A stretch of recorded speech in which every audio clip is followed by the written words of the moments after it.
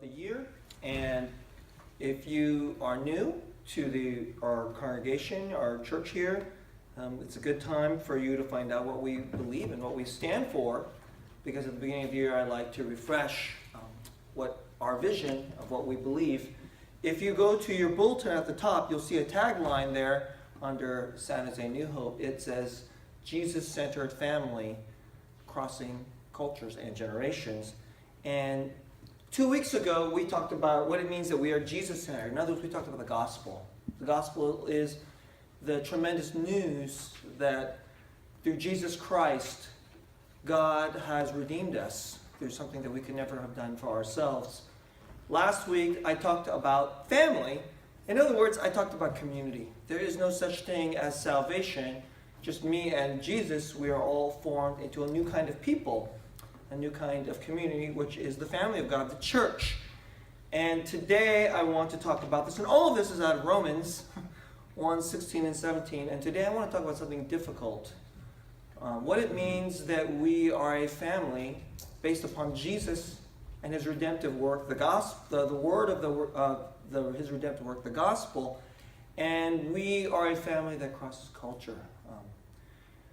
That's a very difficult point. Our society is very multi-ethnic and multicultural, and it's not easy. Throughout the world, when cultures bump up against each other, there's strife. There's racism. There's war. Sometimes there's straight up riots. We have it in our country. We go, oh, we're so much better than other countries. No, we're not. What are you talking about? We are somewhat, maybe, kind of better at this multi-ethnic thing than everybody else, but that's truly damning with faint praise, because everybody else is horrible at it, and if everybody else gets an F, maybe we get a D- in this country. So it's really, we're not that much better. But I suppose a D- is better than an F, right? Today I want to talk about crossing cultures, and it's right here in this passage. The gospel is the power of God for salvation. How can a people be truly redeemed and saved if we just hate other people, or look down upon other people, or insecure to other people because of this color of their skin, or because of the food that they eat, or because of their relational habits and practices and customs that we don't like? How can that be a redeemed people? Isn't that just a racist people? Isn't that just a lost people? Which is just another way of saying, everybody? Exactly. So today I want to talk about how the gospel has the power of God to produce a whole new kind of culture. It is actually a heavenly culture. It is actually a supernaturally empowered culture. The power of God, supernatural power, see? The power of God for salvation to everyone who believes, the Jew first and also to the Greek. There's a very profound view there that there's a transformation of what it means to become Jewish and what it means to be Greek. I'm going to talk about this new heavenly culture, which I would call Jesus-centered culture. It's called the Jesus-centered culture. Not centered on being American, or not centered on being Chinese, or not centered on being Mexican. The history of all my people, all my forefathers, and then all these customs that they've handed down to us, and we'll center ourselves on these things. No. That isn't what we believe in this church. It doesn't mean that some of those things that we received from our forefathers were not good. Many of them are good. But they're not enough to be saved and redeemed. They're not. No culture.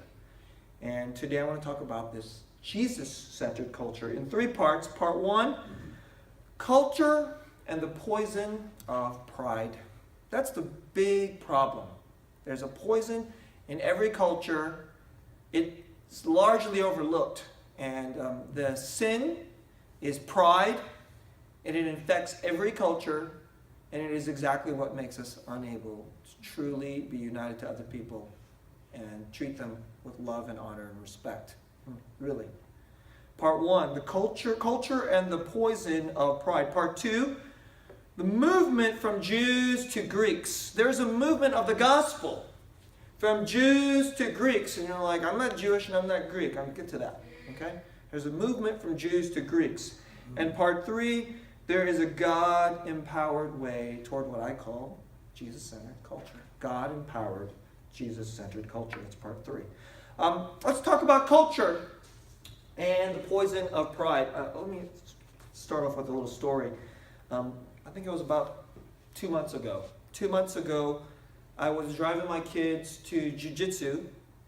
And this is just, my wife and I, we're crazy Silicon Valley parents that schlep our kids around to their events that we want them to, grow and have all these blessings. One of them is Brazilian Jiu-Jitsu, which in our dojo is not taught by a Brazilian, it's taught by an African American. Okay, but that's not the point. I want to get at. I was driving to Jiu-Jitsu, and Jiu-Jitsu is at 5 o'clock. We have to drive from 4:30 to 5 o'clock. Anybody here like driving across town from 4:30 to 5 o'clock? That's how good we think this dojo is. We drive from where we live in Cupertino to up here, this north area of San Jose, to get to our dojo, and we have to drive that. And of course, there's like about 3 or 4 different ways, and depending on the way the traffic goes, I make certain turns. That's how I do it. Now, but you guys know what it's like to drive in traffic. So there's this one particular place I go through these little local streets, and then I have to make a right turn. This will hit me in the highway. But that street that gets me to the highway can be busy, especially at that time of day. So I'm behind this little car. I think it was a Honda Civic. And there's 2 lanes. You want to be in the left lane, because the left lane is the one that will hit you to the highway. The right lane is not the one that will get you to the highway. But the right lane is fairly clear. The farther one, as you make the one going, was busy. So I want the guy to make the right turn. He's there, in my mind, make the right turn. It's clear, he's not turning. And so you guys know what it's like. Usually if I'm nice and a person is slow, I just kind of hit my honker a little. I go, honk, bink, come on, right? I went, bink, no right turn. You're that guy. Okay, now there's 2 cars behind me. So it's because other people like this route too. There's 2 cars behind me, no right turn. The anger is starting to well up inside of me.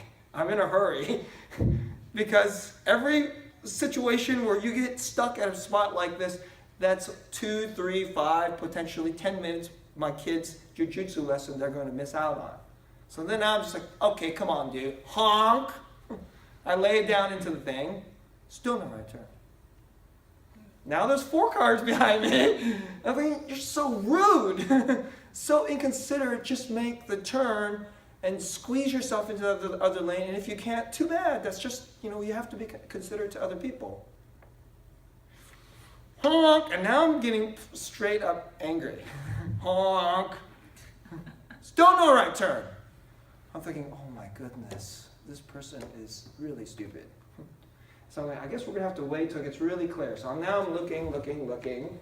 And finally it gets clear, and when it's super, really safe, and this person, turns right into the left portion. And as soon as the person turns right, you can see their face. There's 2 people sitting there. You can see their face, and you can see their ethnicity. All 3 of my kids are in the car. As soon as they make the right turn, my daughter sitting in the back goes, this is Laura, goes, they're Indians. And as soon as she said that, I started laughing. I forgot my anger for a moment, and I started laughing. Of course, I immediately turned right, and they're on the far. I zoomed right by them, and of course, since I'm a really good, aggressive driver, I squeezed myself into the lane. The thing that they don't know how to do, apparently, okay? But in the meantime, while I was sitting there, I was waiting at the red light, of course, like 6 cars ahead of them, and of course, I'm so much better because I'm 6 cars ahead of them, right? I was sitting there thinking, okay, my anger is subsiding, and going, isn't that so funny? Even my own daughter knows this racial stereotype about how Indians are bad drivers in Silicon Valley. And so I'm laughing, ha ha ha, that's so funny. And then I'm like, how did she learn this? Maybe she learned it from me. Did I say this racist thing in front of her? Because where else would she have heard this idea? And so now, I have nicely poisoned my daughter with this nice racist stereotype. Any of you? Can any of you relate? Well, okay, let's time out here. I read well, let me just stop from the story here. I think it was about 2 weeks ago, I stumbled upon an article. It was a scholarly article in a well-respected scholarly journal, and it was long, like 25 pages. And it's the kind of thing that vast majority of people would never want to read, because it's read, it's just the language of the way academics write. They take an interesting topic and make it so boring sounding. But you know what it was about? It was about whether racial stereotypes are true.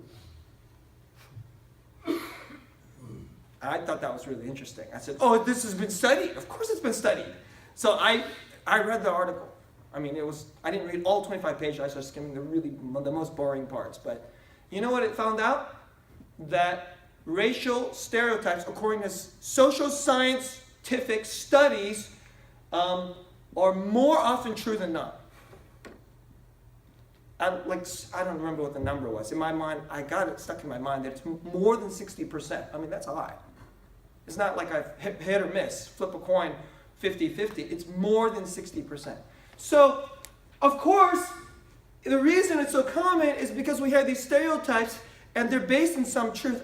I don't really know if Indians are particularly worse drivers than all the other different ethnic groups in the Bay Area, but I'm sure some of you think you know for sure, right?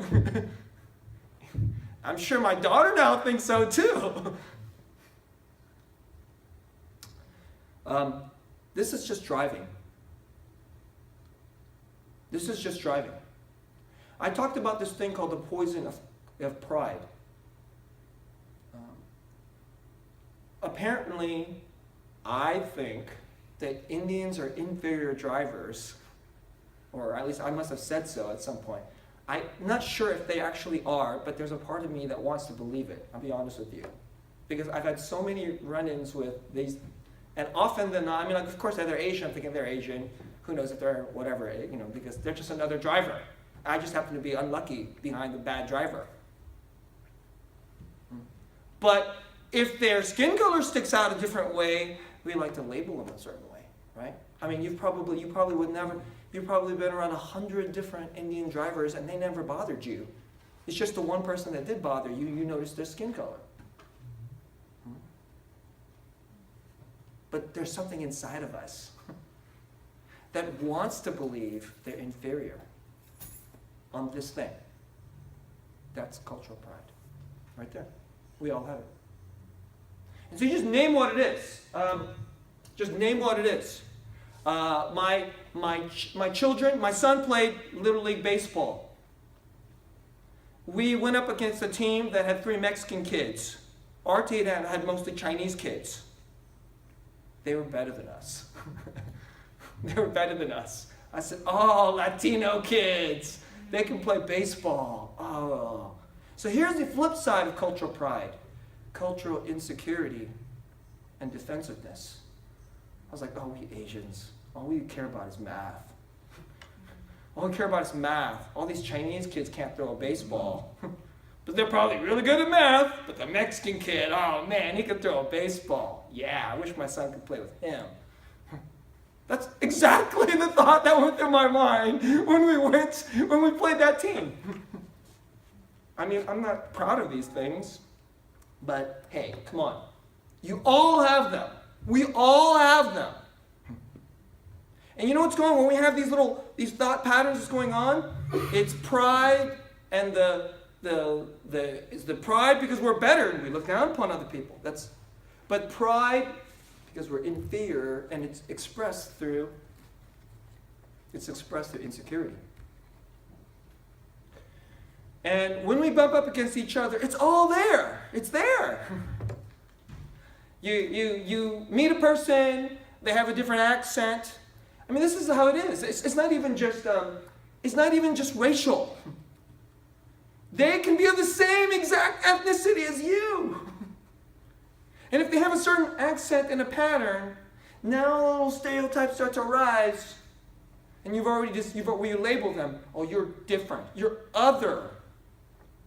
The social scientists have this thing. They call it, there's the us, our people, and then there's the other, capital O. Other with a capital O. There's the other. We encounter these people. They're even the same ethnicity. I know because it happens right in our church. They're the same ethnicity as a lot of the people in our church. They have a different accent. And they become the other.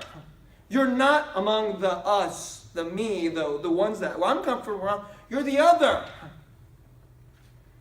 And if there's one God who's going to redeem the whole world, and what he does for salvation cannot solve this barrier. It cannot break down this barrier so that the other starts saying, you're part of us. I look at you as belonging to me. You can look at me as belonging to you. And because of this, I will love you in a special way. I will treat you in a special way. If that can't happen, how can there be... I mean, let me put this as bluntly as I can put it. There are people that I met, some have grown up right in this church. I'm thinking of a young man who grew up in this church. He has been taught the gospel since he was young. He does not believe in Jesus. He likes kind of when Christians are being honorable and decent people, but he straight up told me while we're having lunch, he says religion is just a function of culture. And so people have a culture, and so then they make up their religion, and then that's just how they do it. That's straight up the ideology that's taught in the university. And I'm sitting there thinking, wow. So you're looking at a church with an ethnicity just the same as yours, and you've decided that what we believe about God is just based on culture. I thought that was a very strange thing for him to say, because a lot of the other Christians are not, obviously they're not Asian, they're not Korean. But in his mind, the God thing that we believe is just a culture thing. See? I'm not talking about some kid far out. I'm talking about a kid that grew up here. And if the gospel cannot do this, cannot create a new kind of culture that can cross these barriers, if the gospel cannot do this, of course what he thinks is true makes sense. It's actually what he thinks is highly believable, and what we think does not look real. I'm just putting that out there. And so the reason I want to put that out there is if you say you're a Christian and you believe that Jesus is the Redeemer of all nations, and you want some of your neighbors to really believe in Jesus, and you think he is a great God, and you don't actually live your life and think, and you meet someone who's, your immediate reaction is other, and then because he's other, you don't think that what you believe about Jesus can actually touch and change this person. If you can't cross that barrier, let me tell you something, the Jesus you believe is not very great. And all our neighbors will know that. They'll say, you're into this Jesus person. That's how they said it. Jesus, it's kind of like this. I'm glad it really works out for you. He's cute. He's cute. It's your thing. But it's not my thing. See? But if we really believe the gospel, if we really are not ashamed of the gospel, and that's a form of this, I'm kind of ashamed to be a Christian, all right? If we're really not ashamed of the gospel, we believe has the power of God for salvation to break down all the deepest sin problems, including racial stereotypes that keep the other people away, that keep up this wall and keep them as other, and we cannot find a new or more beautiful kind of unity, then our God's just not that great. And people will know that. It's not something that we have to say. They can just feel it from the way we operate. And so I'm pressing all of us, if we don't believe, if we don't have the guts to begin to try to look at the other person, and I think Jesus can change not just them, but really do something beautiful in their culture. If you don't actually believe that enough to that you would actually behave differently, then we're not going to see much of the beauty and wonder of God. That's part one of my message. Let's go to part two. It says here that the gospel, for it is the power of God for salvation to everyone who believes, to the Jew first and then also to the Greek. Okay. I'm not Jewish, pastor, and I'm not Greek, so what does this have to do with me? When the Bible talks about Jews and Greeks, it's not really just talking about Jews and Greeks. It is talking about a paradigm of movement of how the gospel moves. So, in first century when this was written, when the New Testament was written, when the Bible went forward and the gospel is starting to go out and impact the world after the resurrection of Jesus and after Pentecost, when all the different languages. I mean, if you want to know that God cared about this, Jesus was resurrected when He poured out the Holy Spirit, and immediately the cultural barriers were broken down. That's what He did. That's one of the first things that He did to send out the gospel. And then, of course, what did all the disciples do? Then they went into a holy huddle and hung out only with Jews. So then you know what God did? He sent them persecution. He just killed a few of them. He let the Romans kill some, actually, I think it was Jews and Romans together. He killed some of the Jewish Christians, and then they scattered. And then when they scattered, then they took the gospel to the Greeks. Jews are people who have some history of the knowledge of God. They can say, my forefathers knew God. They know the Bible. They have multiple generations. And the gospel has been now the seed has now sprouted through multiple generations. They have a wisdom, they have a knowledge, they have a theology, they have a certain kind of moral worldview. There's certain terrible things, wicked things that people do, and they've gotten rid of those practices. So if the gospel immediately goes into a culture where they have no history of the Bible understanding, I mean, you may have one person who's a Christian and his cousin is a cannibal. Right? You may have a person who is a Christian and his father bows down and prays to his grandfather. Okay? But when the gospel has been the culture is growing it's like a seed, it's a life, it's growing. When the kingdom of God begins to grow and stuff, the culture starts to reshift and rechange because the beauty and truth, the righteousness of God, which comes by faith, exactly as this passage says, as more and more people have faith, there's a competition that starts to happen in the culture. The culture starts going, hey, those people bow down to their grandfather. These people don't. And at first, it's offensive because we've always done this. We've done this for 1,000 years. And you don't do this. How dare you not do this? But as this sorts of people, they're the same ethnicity now, remember. They're the same ethnicity. A whole new set of practices start to arise.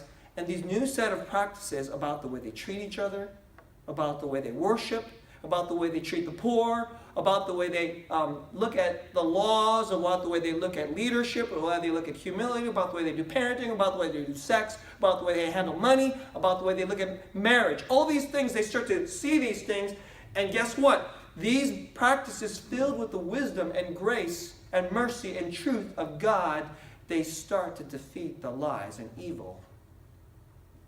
That's who the Jews are. That's who Jews are. Jews are people steeped in the knowledge of God for generations. That's what Jews represent here in this passage. When those people now have enough trust to believe that the gospel needs to go out, that this God that has covenanted with our people and has married himself to our people has now died for our people to redeem us. When that message starts to go out, they go out to the people that are just crazy pagans. The Greeks are crazy pagans. They worshipped lots of different gods. And the people would go to temple. I mean, the sexual practice between the Jews and the Greeks are completely night and day. They would go to a temple, and then there would be, this is being a good Greek.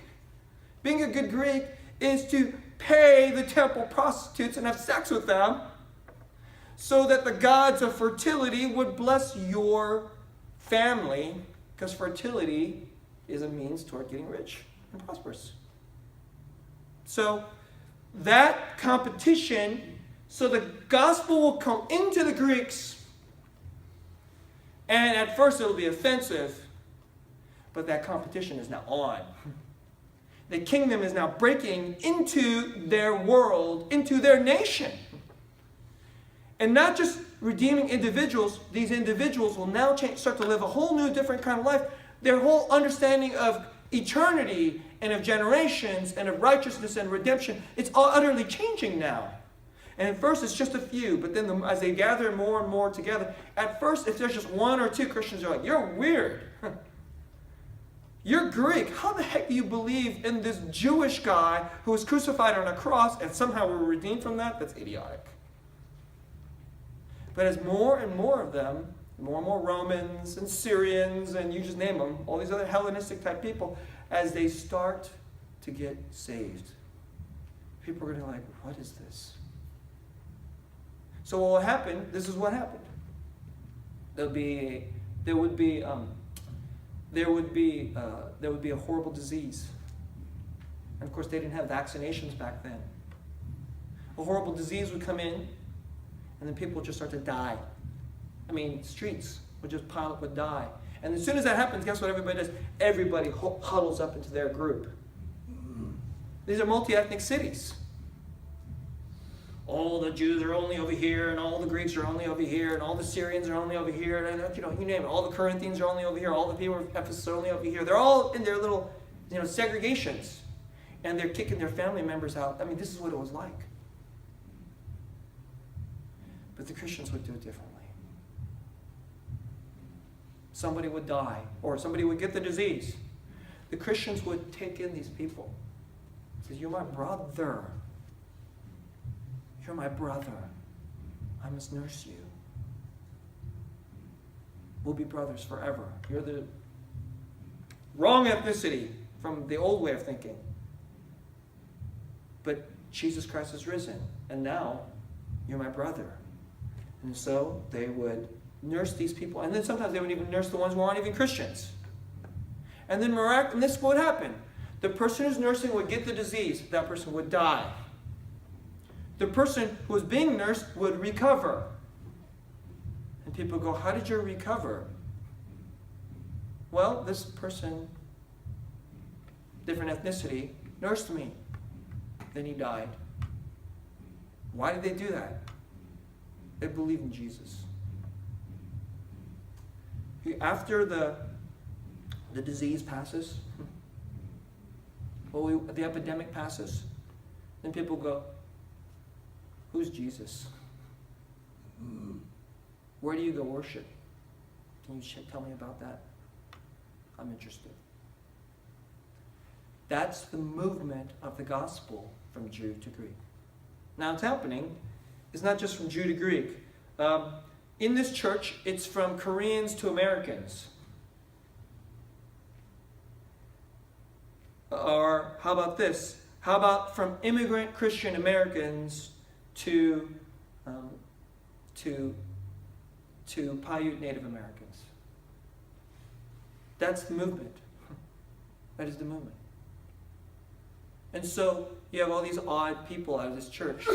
You have Chinese and Koreans and Caucasian Americans and in this odd immigrant gospel Jesus-centered family, and we drive 8 hours through the mountains to go onto a poor reservation, onto a Native American reservation, and we do whatever it takes so they can know Christ. That's the movement. Why? It is the power of God for salvation. And guess what? It's very hard. It's very hard to do these things, and we're afraid to do these things. When I have been training, me and Frank, and last year Pastor Young, we have been training. This is the team that goes out to reach the Native Americans. We've been training them for now has this been 6 years now, Frank? 6 years. We've been doing this training every year for 6 years. You know what we hammer like crazy? Just first win relationships. But we all walk in going, I got to do work. Well, what is it that I'm going to do? Well, we all have something to do. Am I going to do medical? Am I going to help fix their houses? What are we going to do? Because we're so fixated on their works. But notice what the passage says. It is the power of God from faith to faith. From faith to faith. A righteousness from faith.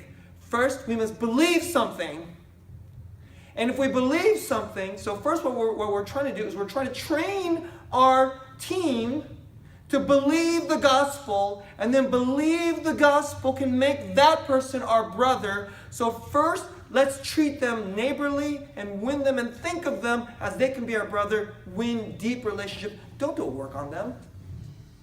A work is something that the person at the welfare office does on the poor person who comes in. That's what they're doing, a work. I don't know you, we're not friends, you're the other, you're showing up, I'll do a work on you. Okay? Your car breaks, you go to the mechanic. That person is not going to win a relationship with you. They're going to do a work for you. If we go and think about gospel mission as a work, we're going to fail. But before we do anything, we must believe something. There must be a faith in the power of the gospel, which then translates to, let me treat you a certain way. I actually want to love you. I want to believe that you could possibly one day love me, because we'll be brothers. And when that happens, not if it happens. If you believe it and we bear the gospel forward, it will happen because the Holy Spirit will win people. When it happens, you know what's happened? The movement from Jew to Greek has happened. It's on. It's on. God is breaking into a nation, not just an individual's. A nation. And the competition of God's kingdom over the dying, falling, failing kingdom of man, the kingdom of God, the competition is on. That's what's happening. And it's a beautiful, incredible thing. And maybe the deep beauty of it won't happen until we have died. We have died, and our grandchildren will begin to see, oh my gosh, look, my grandchildren, I hope my grandchildren will go to Bishop Paiute Reservation. And they're going to see multiple thriving churches, and they're going to see Native Americans praising Jesus, and their marital patterns, and their education patterns, and and the way they deal with drugs and sex and alcohol addiction. All those things have been defeated in a new kind of way, and I'll pass away, but my grandchildren will go, hey, this is just normal. It's not normal. It started at some point. Can you see this? Can you believe this? Let me close out my message. It seems on one sense it's very simple. On another sense, it's very impossible. Why? Because we can't do this. If we could do this, the government would come up with some kind of a plan, and then we could get multi-ethnic peace. But the government can't come up with such a plan. No government, no university based upon secular wisdom will ever be able to solve this, because, some people intermarry, but then you just get this kind of mishmash culture. It's still not really at peace. True, deep peace. Shalom. This is something done by God. And so, the first thing I want to say to us is, just relax a bit at first. And we're going to fail. And we're going to stumble. And so, the first thing is to believe the gospel and then to sit in the righteousness from God, not our own righteousness. That's why I wasn't afraid to stand up and tell you, hey, I have stupid racist thoughts about Indians. I'll confess that to you. But I don't trust in my righteousness. I believe that through the gospel there's a righteousness from God that will come by faith and that will begin to reshape my heart if I go to the well of the gospel and believe in the gospel more and more and apply that. And then then we fling ourselves into it. We start making some friends or trying to make friends, and they will look at us and then we'll be rejected, of course. But as we bring forth the gospel, a new thing will start to happen. Jesus Christ, I'm going to say the gospel, then I'm going to show you a picture of what this could be like. And it's not a theory. I'll close the message. Let me say the gospel a little differently. There was a person. He lived in a different culture. In that culture, there is no poverty. There is no theft. There is no racism. In every possible way, that culture was superior to our culture. The land that he lived in is heaven. And his father is God. And his family is perfect and holy. He left his culture to come to our culture. It's the culture of man. And here, there is death. There's murder. There's racism. There's greed. There's hatred. In fact, we kind of weave our greed into our culture and we make it normal. And we use greed to build a whole culture.